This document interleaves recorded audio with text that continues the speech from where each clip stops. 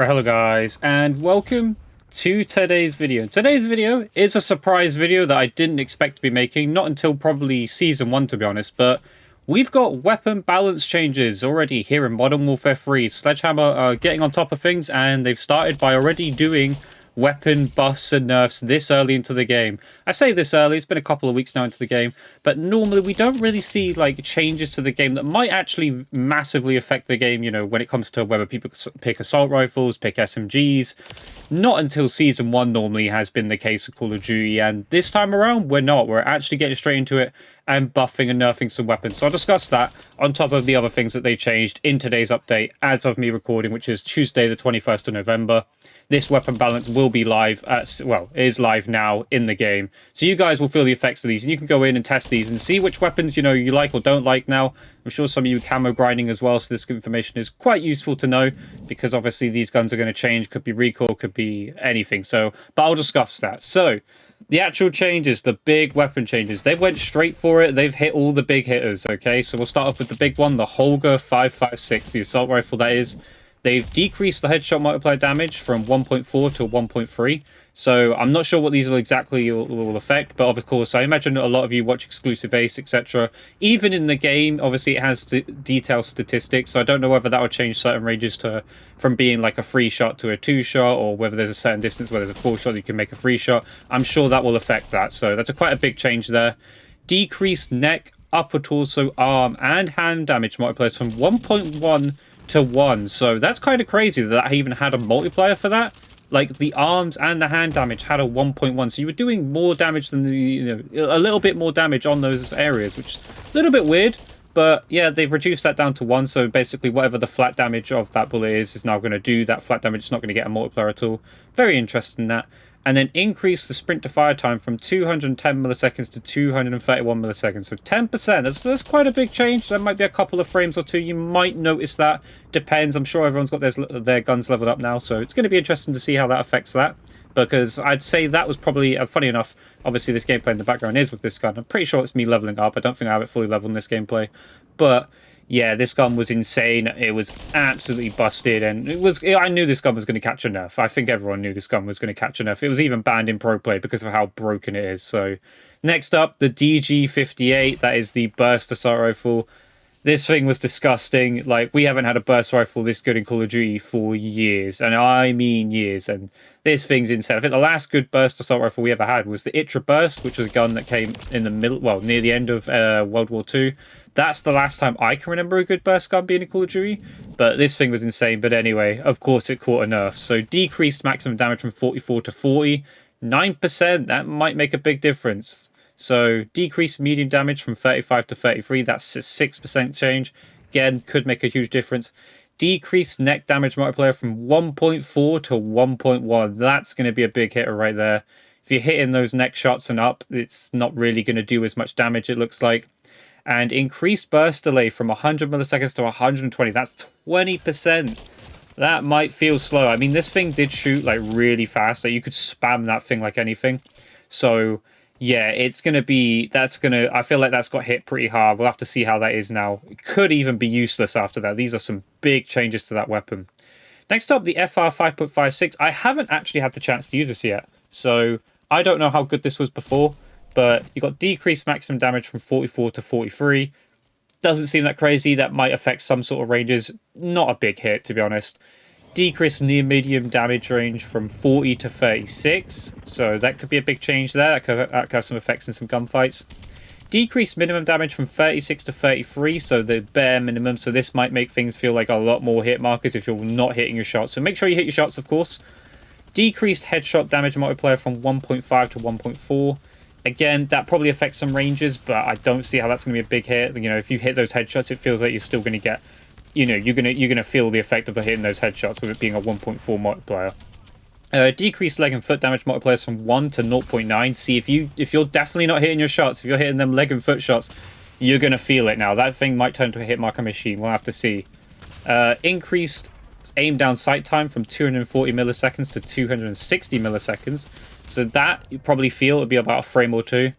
and then increased sprint to fire time from 210 to 231. So those combined together, the sprint to fire and the aim down sight time, you're going to feel that. But of course, you know, we've got attachment stuff. I'm sure you guys can mess around with your classes to make it aim in a little bit quicker. Obviously, that'll affect recoil if you're putting, you know, aim down sight and sprint to fire attachments on. But in this game, it's not as punishing as Modern Warfare 2 when it came to, you know, doing that sort of thing. So it should be okay. But this gun got hit a little bit as well. Striker submachine guns. So they're answering the call, guys, which is, I feel like this update is kind of to try and fix this, which is, I think a lot of people had the complaint that assault rifles were by far and away more dominant than SMGs. And I feel like this is what this patch is trying to address here, is that gap between the SMGs and the assault rifles. So as you saw there, the big assault rifles got hit there. No MCW there, at least I haven't seen so far, so that's interesting. But yeah, some SMGs. Getting some buffs, getting some love. We love that, because I'm going to be honest, the SMGs did feel a little bit underpowered. But the Striker, so not the Striker 9, just the Striker itself, increased maximum damage range from 9 meters to 19 meters. Wow, that's huge. That is double its maximum. That is insane. Okay, this gun might be good. This could be insane, so definitely give that a shot. That is a huge, that's 114% increase. That is insane.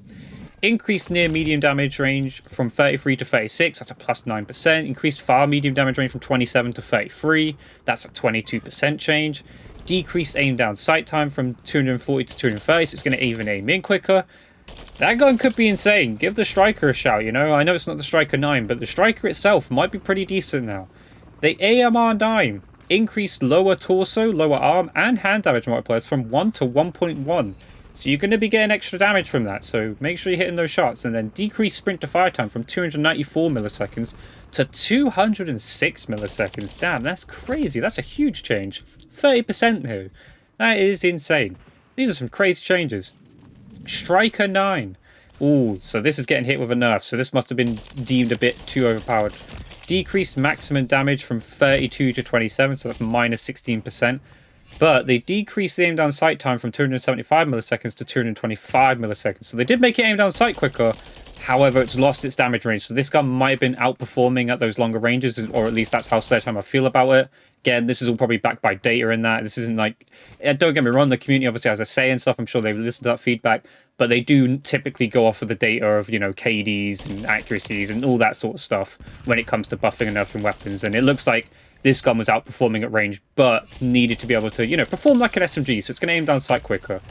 But pretty much, yeah, these changes are to improve the consistency and viability of submachine guns to the intended target for the class. So yeah, that's interesting.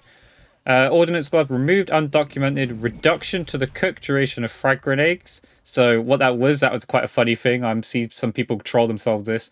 The ordnance gloves would make you cook grenades quicker, and a lot of people couldn't understand why their frag grenades were like almost pretty much exploding in the hand as soon as they were cooking them. It was quite funny to see. There's some things for zombies here, so like tracking and stuff. What other stuff we got in here? Bug fixes, of course. Players will no longer experience graphical corruption when transitioning between field upgrade and social minutes. I didn't personally experience this. XP requirements in the progression menu will no longer display as negative values under certain conditions.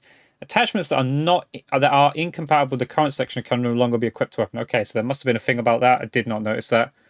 Wins will now progress armor unlocks about first daily. Yeah, so first completing daily challenges. I mean, I'm pretty sure that was already in there anyway. I don't know why that's been put in there. Closed and exploits that allow players to equip weapon camos they have not yet unlocked. Of course, I imagine people were trying to get those, you know, space camos and stuff. Haven't actually really started my grind yet. I'm still leveling up every weapon. I haven't had as much time to, you know, play this game as much as I want to. Basically, I've been working a lot. Obviously, it's Christmas time. I can't obviously give details of what job I do, but it's not giving me the time to play the game. But I'm working on the weapon levels, and camo grinding is up there for me, of course, this year with how good the camos are. Addressed an issue that prevented players from equipping the Borealis weapon camo once they've been unlocked. So, yep, that as well.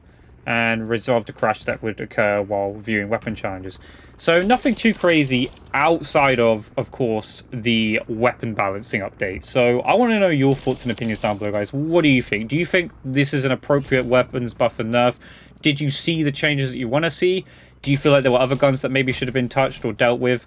Do you think SMGs were okay as they were? Do you think that you know, they should have been buffed? Like, obviously, it's only a few SMGs, but it feels like they're trying to like narrow that gap down. They're trying to stop assault rifles from being as dominant as they were. And, you know, these are some big changes to the assault rifles. Both burst guns, the, the holger.